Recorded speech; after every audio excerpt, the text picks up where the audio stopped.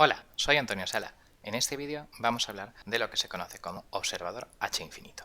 En concreto, vamos a hacer distintos diseños según unos ciertos pesos en frecuencia y lo compararemos con el filtro de Kalman o observador H2.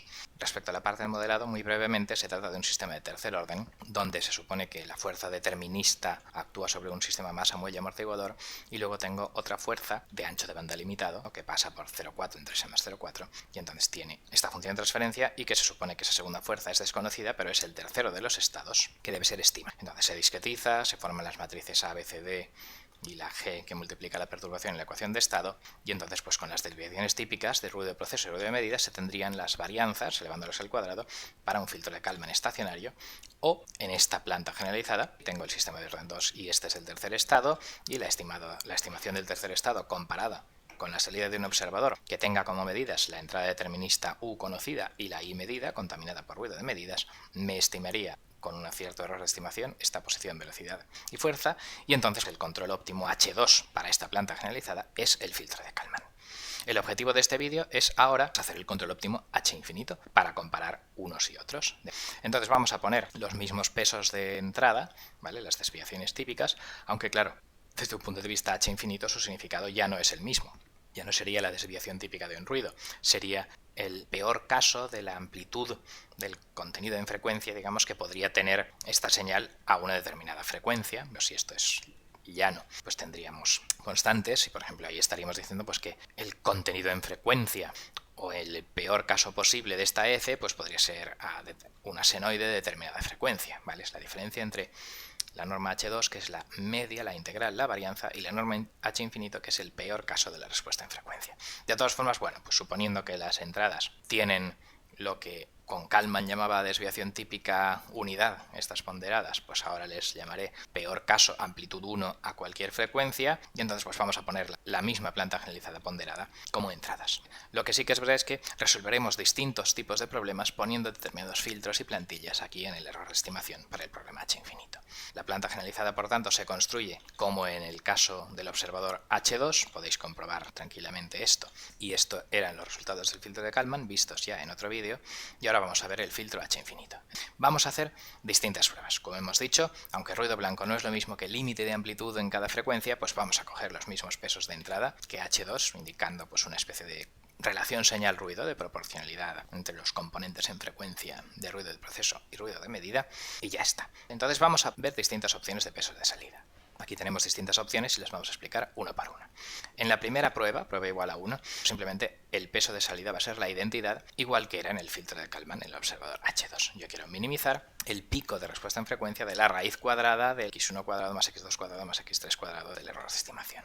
Con eso, mi filtro de salida es la identidad, la U y la I van pesados por 1 el observador, monto este filtro completo y monto esta planta generalizada ponderada donde Win es el mismo que en el filtro de Kalman. 1, desviación típica proceso, desviación típica medida, y luego 1, 1, 1 a las salidas del observador. Bien, pues hago el HIMSIN y esto da 0,6046. ¿Qué significa? Pues que el pico del sigma del error de estimación es de 0,6. Ahora vamos a compararlo con el filtro de Kalman. Por ejemplo, el observador H infinito le llamo OOI, esto de aquí, mientras que el observador del filtro de Kalman llamaba OO2. Vemos que efectivamente tiene una matriz de transferencia distintos, ¿vale? Desde la U y desde la I medida hasta el estimado de la posición, velocidad y fuerza entrante, pues bueno, pues son diferentes.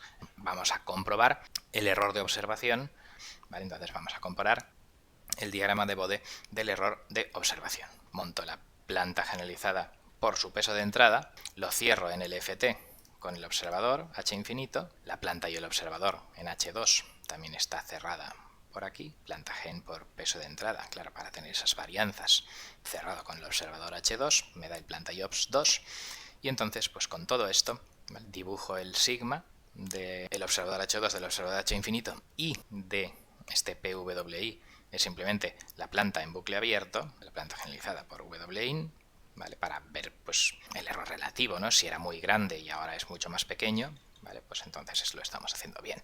Entonces, bueno, pues lo que vemos es que en bucle abierto el estimado de mi fuerza era un filtro paso bajo, tenía mucha amplitud a baja frecuencia de 5, que en decibelios pues son estos 12 o 13 decibelios o por ahí, 20 logaritmo de 5, y luego a partir de una cierta frecuencia yo estimaba que en mi modelo he modelado que su amplitud, sus componentes de frecuencia, decrecen, ¿vale? La integral de eso sería la varianza en bucle abierto. Entonces, el filtro de Kalman incorpora las medidas y consigue disminuir mucho el error a baja frecuencia, que cuando era muy grande, a cambio de a alta frecuencia, debido a que estoy realimentando el ruido de medida, incrementa la varianza sobre la que tendría, digamos, la fuerza esta en bucle abierto, ¿vale? Esto, la raya azul, es la respuesta en frecuencia del filtro de Kalman y sería, teóricamente, de todos los observadores posibles, aquel cuya integral, el área de lo de abajo, bueno, del área de lo de abajo con escalas lineales, ¿vale? Estos son logarítmicas en ambas, sería aquel cuya raíz cuadrada de la integral del cuadrado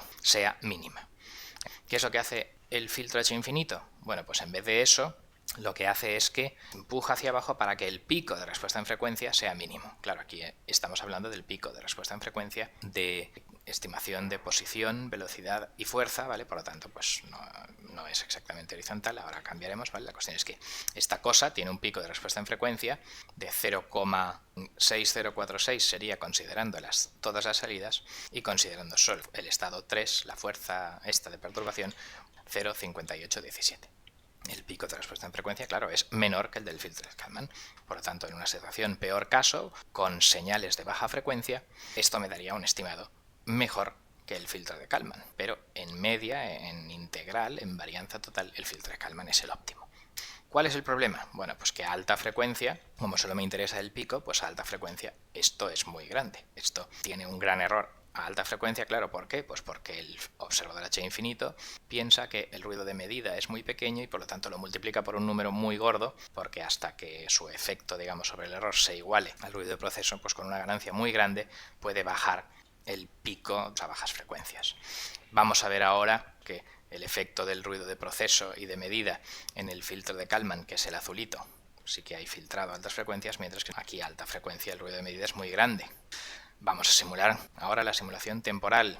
Si yo simulo ante esta entrada, bueno, la entrada determinista es 0, pero ante esta W, ruido de proceso, y V, ruido de medida, la simulación, estos son los estados de posición, velocidad, fuerza desconocida y las medidas, y entonces pues lo que veo es que el filtro de Kalman da la raya roja, pero el filtro H infinito da la raya azul, ¿vale?